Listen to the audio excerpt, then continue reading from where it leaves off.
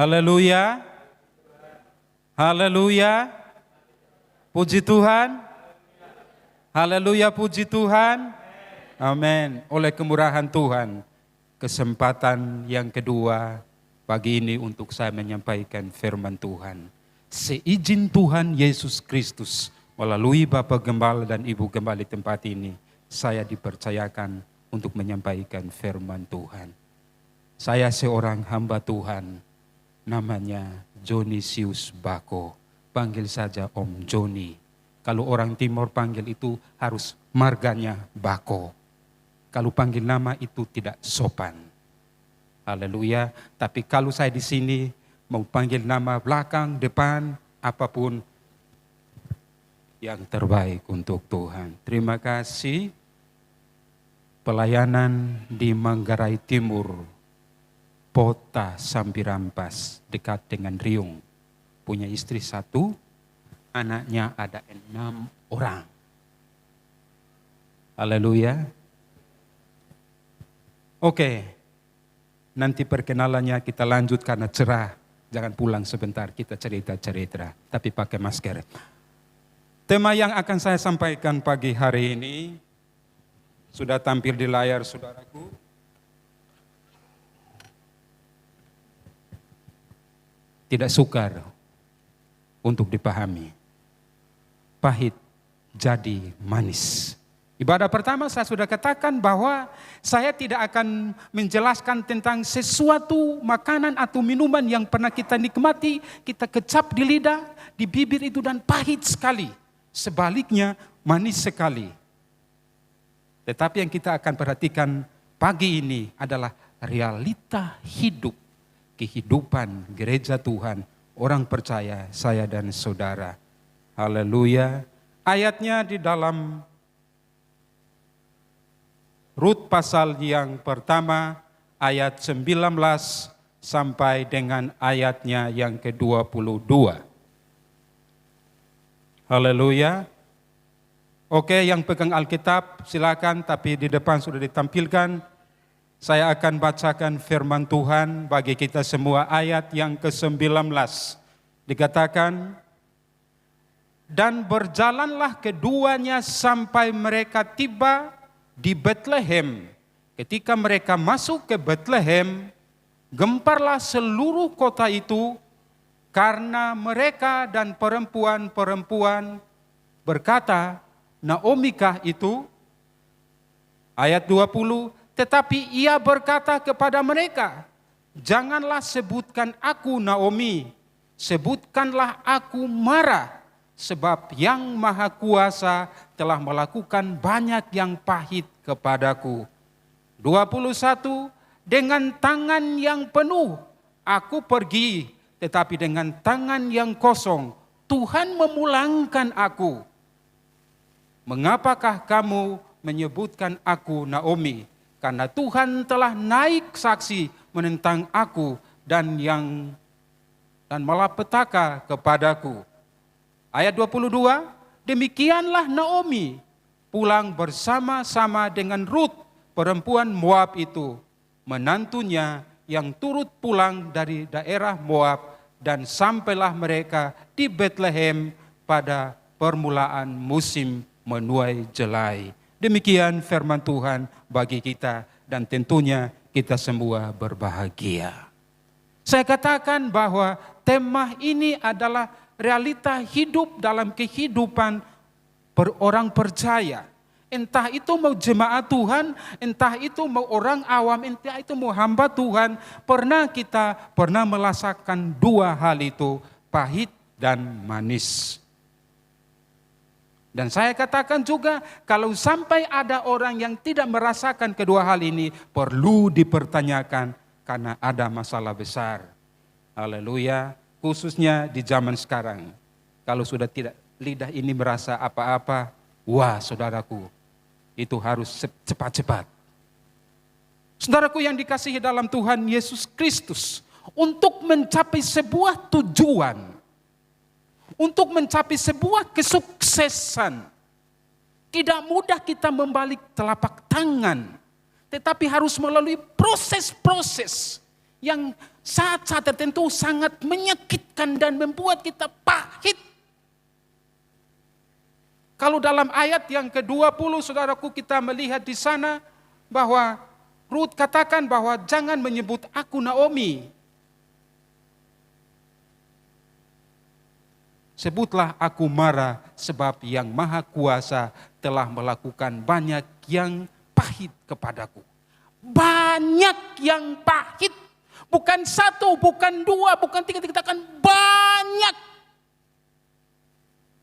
Kata banyak di sana saya memperhatikan dalam bahasa asli itu dikatakan atau artinya menjadi pahit semuanya. Gampang untuk mengkhotbahkan, gampang untuk menjelaskan. Tetapi kalau kita pas pada posisi seperti itu, bagaimana rasanya? Pingin mungkin berteriak. Haleluya. Pendeta boleh berkhotbah. Tetapi kalau tidak pernah mengalami, biasa-biasa saja. Tapi kalau saudaraku pendeta, saya percaya bahwa pasti mengalami dan mengalaminya. Dan itu adalah cara Tuhan yang terbaik untuk membawa kita semakin dekat, semakin bertumbuh di dalam Tuhan. Dengan masalah, dengan yang pahit, kita ingat bahwa ada Yesus yang manis. Amin. Oleh sebab itu, yang perlu kita perhatikan pagi hari ini, kenapa sampai keadaan itu kok menjadi pahit? Saya katakan bahwa kita harus saudaraku mampu mengidentifikasi setiap keadaan supaya kita jangan salah mengambil keputusan. Khususnya ayat 19 dan ayat 20 sampai 20 ini adalah sebuah akumulasi. Kalau kita melihat dari saudaraku pasal yang pertama ayat 1 sampai dengan ayat yang ke-22 tadi. Terjadinya pahit kepada Naomi waktu itu, saudaraku, saya melihat bahwa ada masalah atau persoalan. Rut pasal yang pertama, ayat yang pertama, kita lihat masalahnya yang menyebabkan keadaan pahit pada waktu itu. Pada zaman para hakim memerintah, ada kelaparan di tanah Israel. Lalu pergilah seorang dari Betlehem Yehuda beserta istrinya dan kedua anaknya laki-laki ke daerah Moab untuk menetap di sana sebagai orang asing. Yang membuat keadaan pahit pada waktu itu adalah masalah, dan masalah itu adalah kelaparan. Ada paceklik berbicara tentang sebuah saudaraku kebutuhan pokok yang tidak bisa terhindar. Saya katakan kepada ibu, kalau tidak ada ikan no problem. Kalau tidak ada yang lain-lain no problem. Yang penting jangan sampai tidak ada beras. Itu yang jadi masalah kalau sebagai manusia. Jadi saudaraku, Naomi merasakan keadaan pahit itu karena ada masalah. Dan masalahnya sudah jelas bahwa ada ketiadaan makanan di tempat mereka. Dan saya katakan bahwa siapapun kita pasti ada masalah. Kalau orang yang tidak punya masalah, itu orang yang jam 7 lewat 5 sedikit. Itu tidak ada masalah. Haleluya. Kita orang sehat harus pakai masker, cuci tangan, dan semuanya duduk jaga jarak. Orang yang tidak sehat, saudaraku, apa dia bikin? Tidak pernah pakai masker, tidak pernah cuci tangan, dia menudahnya, bebas dia. Mau jalan tembus kemana, bebas dia, no problem. Kenapa? Karena orangnya itu agak... Sementara saya dan saudara sebagai anak-anak Tuhan, saudaraku, tentu harus melalui proses-proses itu. Tetapi saya katakan, ketika masalah terjadi, kita harus mampu sebagai anak-anak Tuhan untuk mengidentifikasi setiap masalah yang kita hadapi. Supaya apa? Supaya kita tahu penyebabnya. Apakah gara-gara saya? Atau karena gara-gara orang lain? Supaya jangan menyalahkan. Adam bilang Hawa, Hawa bilang ular. saling menuduh. Haleluya. Kalau kita tahu titik persoalannya, kita akan tetap katakan, atau dengan terima kasih Tuhan, ampuni saya.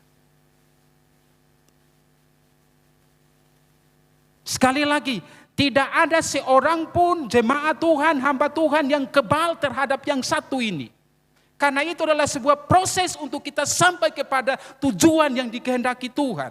Hanya saya katakan, garis bawahi, persoalan itu terjadi seizin Tuhan tentunya, tetapi penyebabnya mungkin karena kita kurang sungguh-sungguh. Itu masalahnya. Haleluya. Pepatah orang bijak katakan bahwa kalau yang pahit jangan cepat-cepat dimuntahkan. Sebaliknya kalau yang manis jangan cepat-cepat ditelan. Naomi merasakan keadaan pahit itu, terjadinya masalah. Itu yang pertama. Dan saya katakan, itu setiap kita pasti harus ada masalah. Sebab dengan masalah itu kita sadar bahwa ada Yesus. Ya. Murid-murid bersama dengan Tuhan Yesus saja satu perahu, ada masalah. Satu perahu, saudaraku. Ada Yesus di sana. Tapi ada masalah, hampir tenggelam mereka. Nah, kalau tidak ada Yesus, apalagi? Mari saudaraku, kita maju. Yang menyebabkan saudaraku pahit, yang pertama karena terjadi masalah, dan itu hal yang lumrah dan syukuri itu. Yang kedua, saya katakan baru harus mampu ya koreksi diri tentang penyebab masalah itu. Sehingga kita tidak salah mengambil keputusan.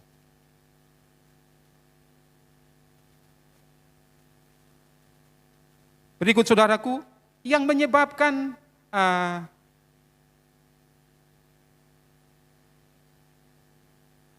Naomi salah mengambil keputusan pada waktu itu, mari kita lihat Hakim-Hakim pasal 21 ayat 25.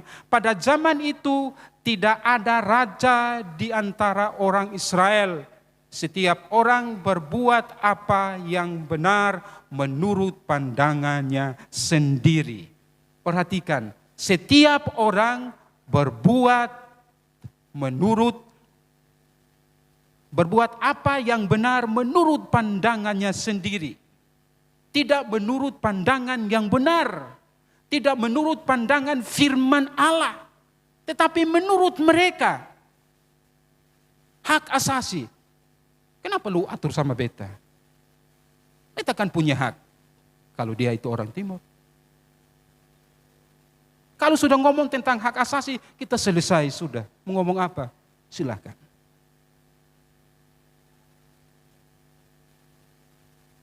Kurangnya hubungan dengan Tuhan. Kurangnya keakraban dengan Tuhan. Saya bukan hanya berkhotbah kepada jemaat, tapi saya berkhotbah tentang diri saya sendiri. Haleluya. Supaya kita tidak salah mengambil keputusan ketika ada masalah, maka saudaraku kita harus melihat hubungan kita dengan Tuhan. Ada jaringan tidak yang connect dengan Tuhan.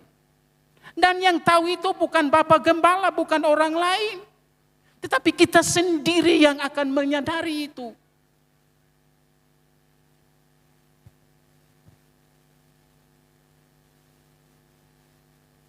Saya tidak tahu hubungan Bapak Ibu sekarang sampai dengan detik menjelang siang ini seperti apa. Apa baik-baik saja? Atau kurang baik? Atau lebih daripada itu? Yang tahu hanya saudara sendiri dan Tuhan. Haleluya. Tetapi sekali lagi saudaraku yang dikasih dalam Tuhan Yesus Kristus. Tuhan mengasihi kita semua dan Alkitab katakan bahwa Tuhan tidak menghendaki satu jiwa pun binasa. Apalagi kita yang sudah dari hati melalui mulut mengaku bahwa dialah satu-satunya juru selamat saya dan saudara. Lantas kita nanti tidak masuk ke tempat yang disediakan oleh Bapa. Sia-sialah kita. Sehingga saudaraku yang dikasih dalam Tuhan, kedekatan kita dengan Tuhanlah yang akan menentukan, saudaraku, keputusan-keputusan yang akan kita ambil. Sekali lagi, kedekatan kita dengan Tuhan itulah, karib kita dengan Tuhanlah yang akan menentukan langkah kita ke depan. Mau seperti apa? Kalau hari ini ada masalah dan kita salah mengambil keputusan dan kita merasa pahit, mari ada kesempatan pagi hari melalui firman Tuhan. Lihat kembali pribadi Anda. Jangan cepat-cepat salahkan orang lain dulu. Lihat kenapa terjadi. Dan keputusan yang kita ambil adalah keputusan yang harus berdasarkan firman Allah. Kenapa Naomi, saudaraku, mengalami pahit itu? Dia salah mengambil keputusan, khususnya bersama dengan Elimelek, untuk tinggalkan Bethlehem. Mereka keluar dan pergi ke Moab sebagai orang asing. Terjadi masalah, ketika dengar khotbah tersinggung, milih berdiam diri. Di Bukit Sion tidak ada, tapi di sana sini ada. Itu fakta. Milih berdiam diri. Ketika dibesuk, saya mau berdiam dulu Om Pendeta, Tante Pendeta. Apalagi keadaan begini, dibatasi. Saya di rumah saja. Apalagi dengan dia sekarang, like saja di mana yang Anda mau. Saudaraku, itu memang baik, tapi tidak yang harus baik. Karena itu bukan ibadah. Anda menonton, bukan beribadah. Haleluya.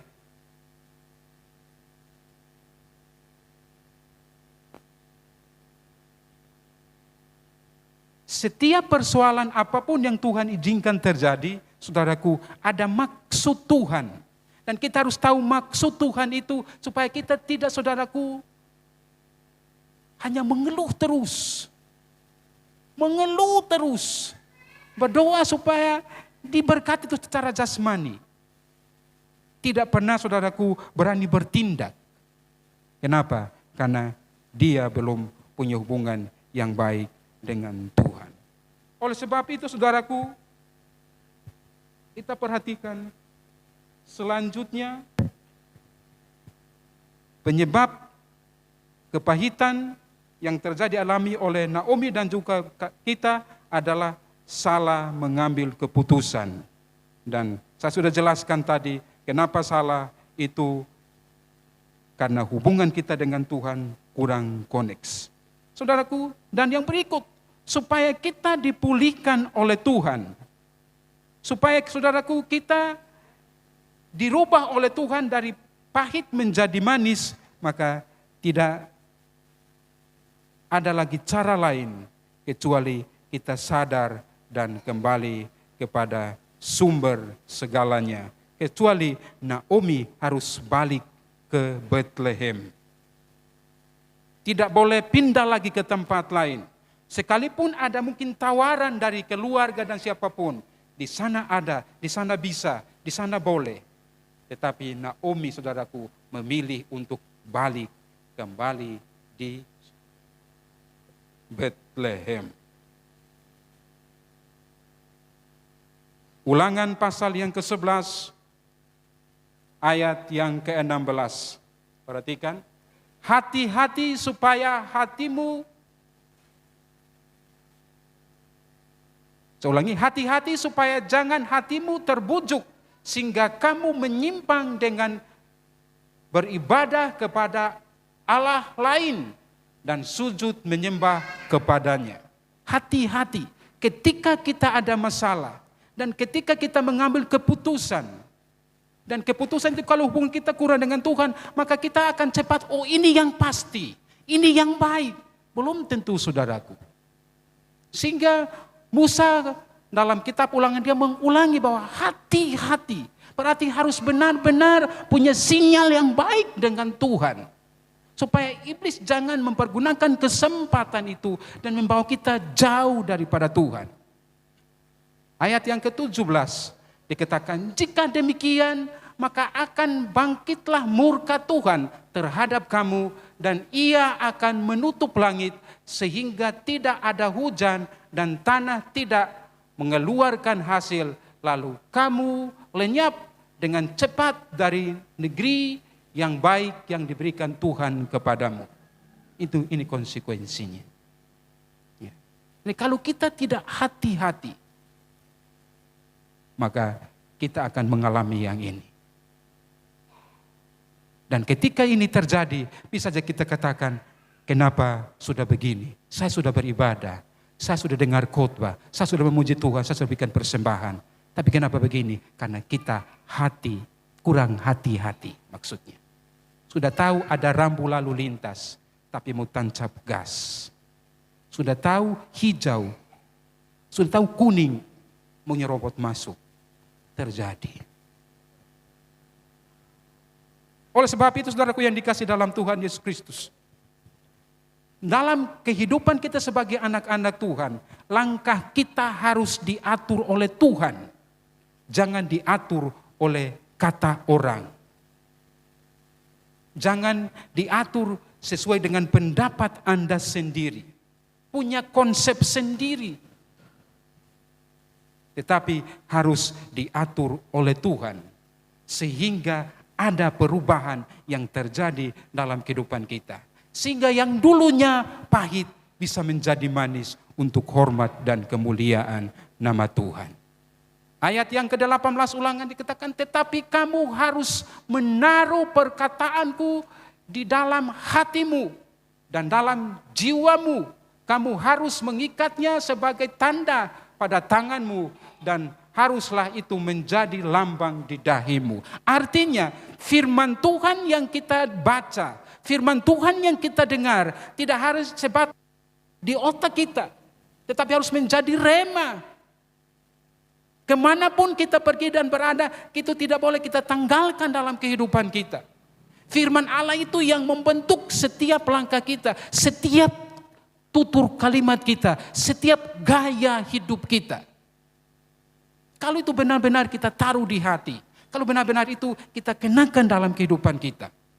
Sehingga ketika saudaraku kita terbujuk dan terayu, kita ingat ada firman Tuhan, ada Yesus, haleluya. Ada Yesus. Jangan sekali-kali berikan kesempatan kepada iblis. Cuman hari ini saja. Cuman dosa kecil dibanding dengan orang lain. Di hadapan Tuhan, dosa kecil, dosa besar, sama-sama dosa. Kalau tidak ada pemberian dengan Tuhan, maka saudaraku hukumnya adalah maut. Tetapi kalau kita mengadakan pemberian dengan Tuhan, Alkitab katakan dia adalah setia dan adil. Apapun dosa kita, apapun kesalahan kita, yang penting kita harus gentleman mengakui di hadapan Tuhan. Kepada jemaat yang Tuhan percayakan oleh Yani, saya katakan, jangan gengsi dengan Tuhan. Sekali lagi, jangan gengsi dengan Tuhan. Jangan malu dengan Tuhan. Kalau Anda masih gengsi dengan gembala, ya mungkin bisa saja.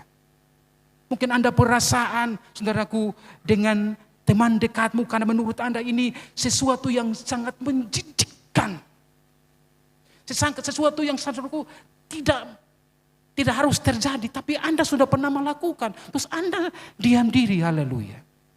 Di hadapan Tuhan saudaraku, Anda belum minta ampun saja Tuhan sudah tahu. Terus kamu mau sembunyi sampai di mana? Adam dan Hawa jatuh dalam dosa, saudaraku, Tuhan tahu ketika mereka lari dan bersembunyi. Tapi ketika Tuhan Allah melangkah maju, kitab Kejadian dikatakan bahwa sepertinya, saya pakai kata saya, sepertinya Tuhan sudah lihat mereka. Adam,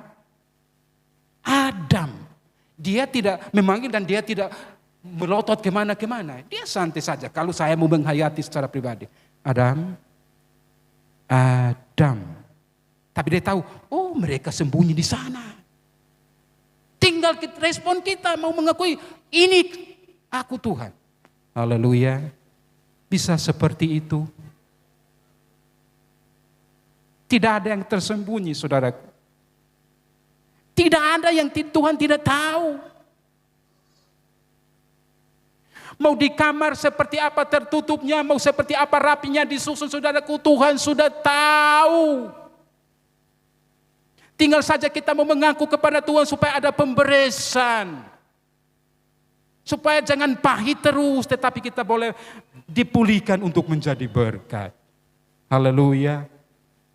Sekali lagi, jangan malu untuk mengakui kesalahan di hadapan Tuhan.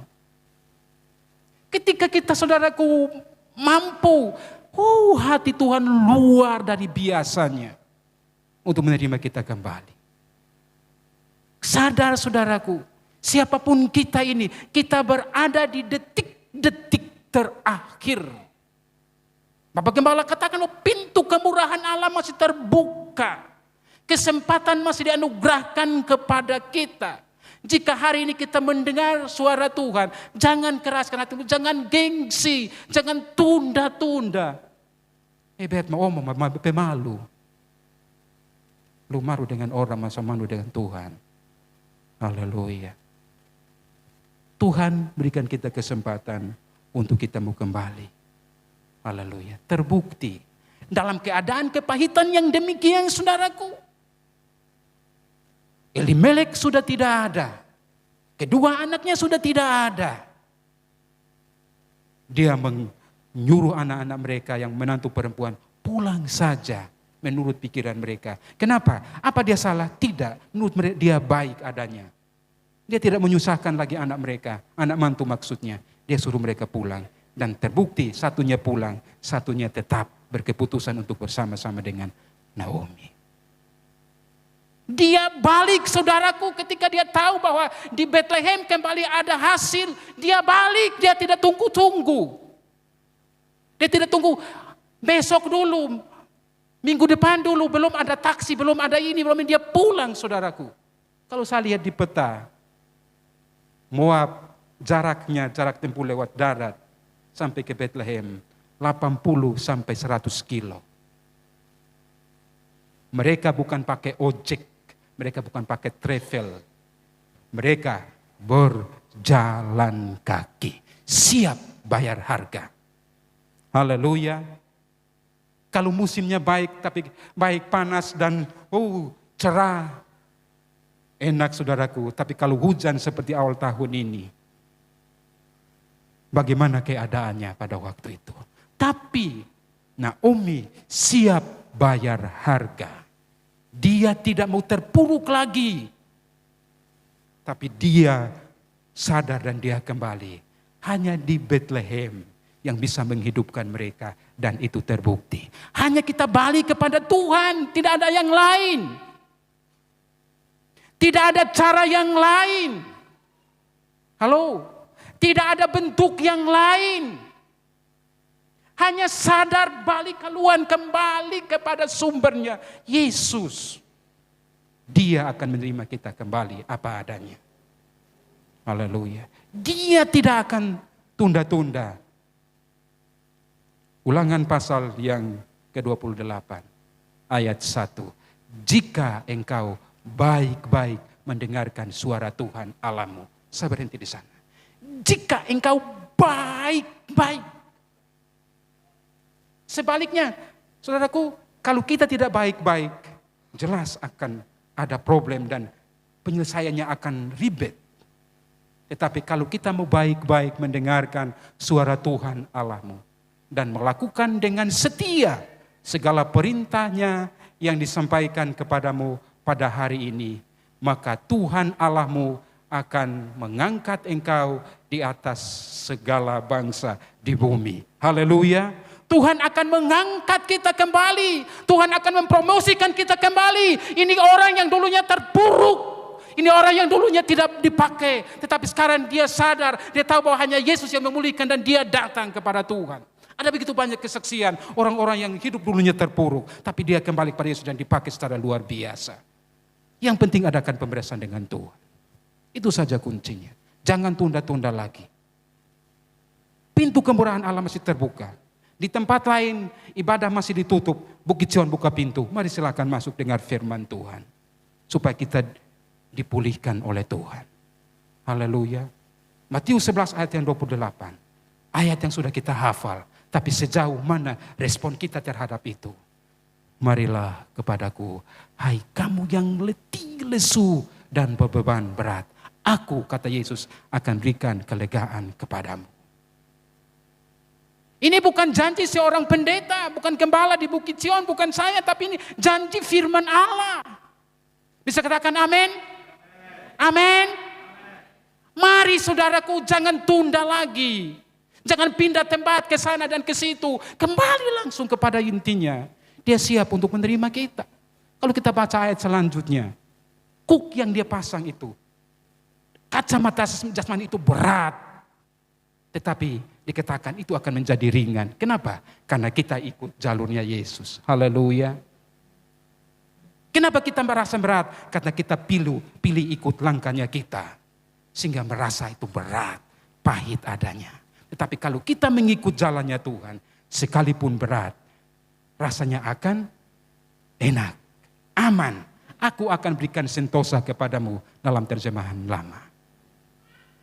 Oleh sebab itu saudaraku, Tuhan sangat sayang kepada kita semua.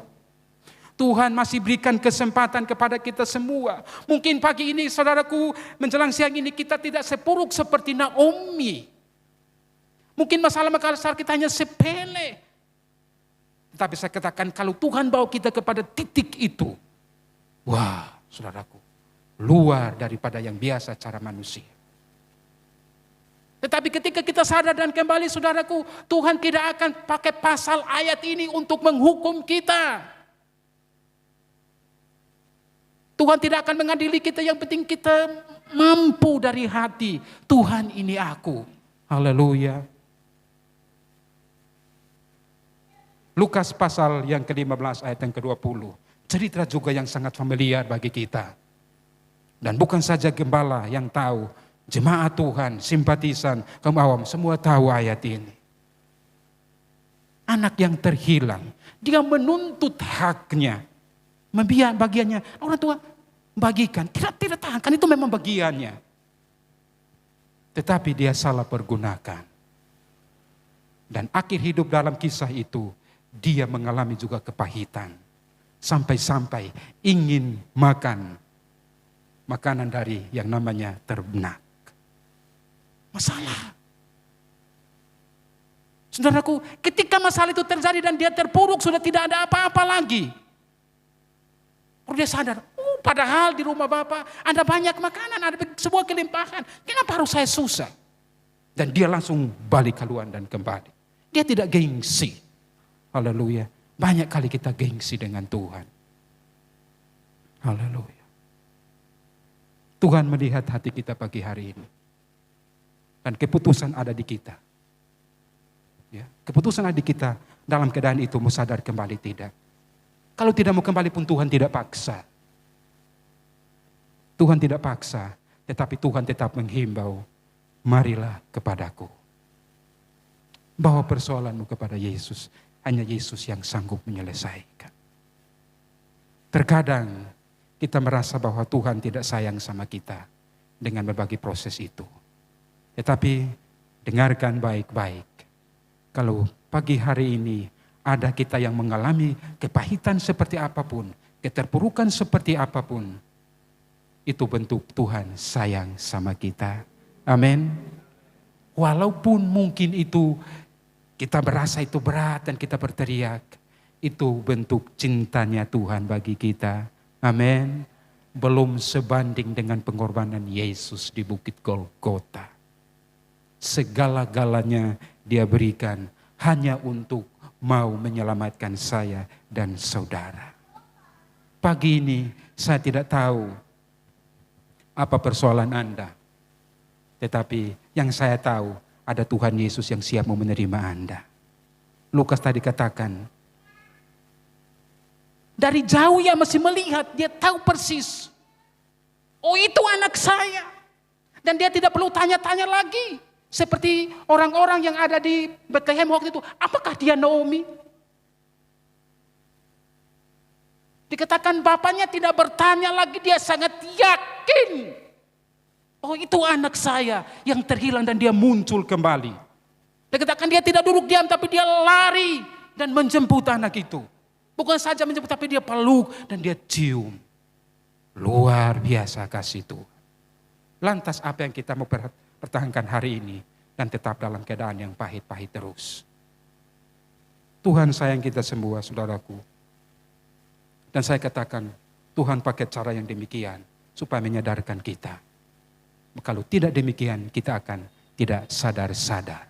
Mengakhiri khotbah saya dengan sebuah ilustrasi yang mungkin kita sudah pernah dengar. Tetapi saya mengingatkan kita saja untuk bagaimana Tuhan menyadarkan kita. Diceritakan dalam ilustrasi itu ada tukang bangunan yang sementara bekerja. Saat itu pengerjaan pencoran lantai 2 dan seterusnya. Dan teman yang dari atas, saudaraku, membutuhkan bantuan dari orang yang di bawah, tetapi jangkauannya tidak bisa menyampaikan dengan suara saja. Dan untuk menyadarkannya, saudaraku, hanya ada uang koin saja yang di sakunya, dan dia sengaja lempar supaya orang di bawah itu lihat dan bertanya. Orang yang di bawah, teman yang di bawah, lihat koin itu kan uang, ambil dan taruh di saku. Haleluya. Karena lihat uang. Kedua juga begitu, karena masih ada koin, buang lagi. Dia pungut dan taruh di saku. Yang ketiga, sudah koinnya sudah habis, dia pakai pemukul. Plang. Dia kaget di atas. Terkadang Tuhan pakai cara itu untuk menyadarkan kita. Sebab kalau manis-manis terus, kita akan mati karena penyakit gula. Tetapi kalau pahit, walaupun pahit, tapi itu bentuk dan cara Tuhan yang terbaik untuk menyadarkan kita kembali kepada jalan yang benar. Hanya Yesus. Dulu kita alami seperti itu. Pagi hari ini jangan kita katakan, aku seperti yang dulu. Tapi kita mau berani berubah karena ada Yesus yang siap menolong. Yang penting kita mau baik-baik saja. Jaga hubungan kita dengan Tuhan. Tuhan siap menerima kita apa adanya. Tuhan siap memulihkan kita dan menjadikan kita orang-orang yang berguna. Kisah selanjutnya daripada Ruth, dari Naomi, saudaraku, ada kemuliaan Tuhan dinyatakan dan semua kita tahu bahwa kalau kita sadar kembali kepada Tuhan, masa depan kita lebih daripada yang sekarang. Masa depan rumah tangga kita, masa depan usaha kita, kalau kita letakkan di atas dasar yang benar, Tuhan akan pulihkan. Dan ayat yang dikatakan, dia tidak akan menjadikan kita ekor tetapi menjadi kepala. Tidak menjadi terkebelakang tapi menjadi yang terkemudian. Ini janji firman Tuhan. Yang penting kembali jaga hubungan kita dengan Tuhan. Dan saatnya untuk kita dilawat oleh Tuhan. Supaya kita boleh menikmati yang baik, yang dijanjikan oleh Tuhan. Jangan hanya kita menyaksikan yang dialami oleh orang lain.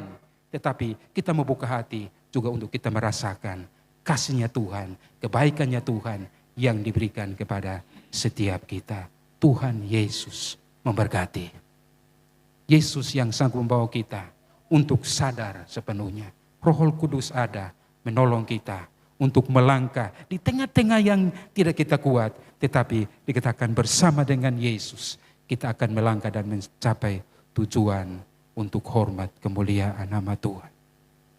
Haleluya. Katakan indah rencanamu, indah rencanamu Tuhan. Amin. Di dalam hidupku, walau ku tak tahu dan ku tak mengerti semua jalanmu,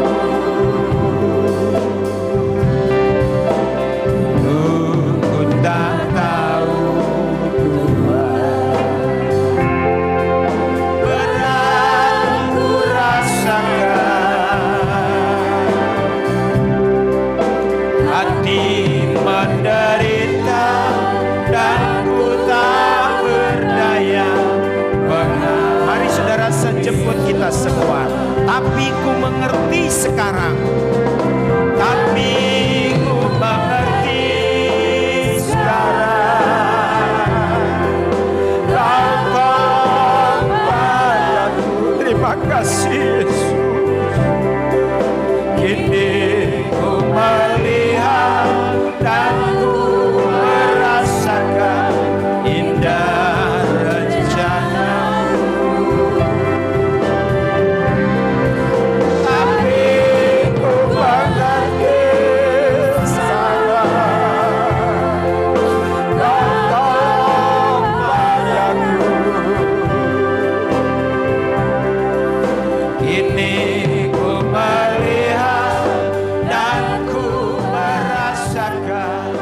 indah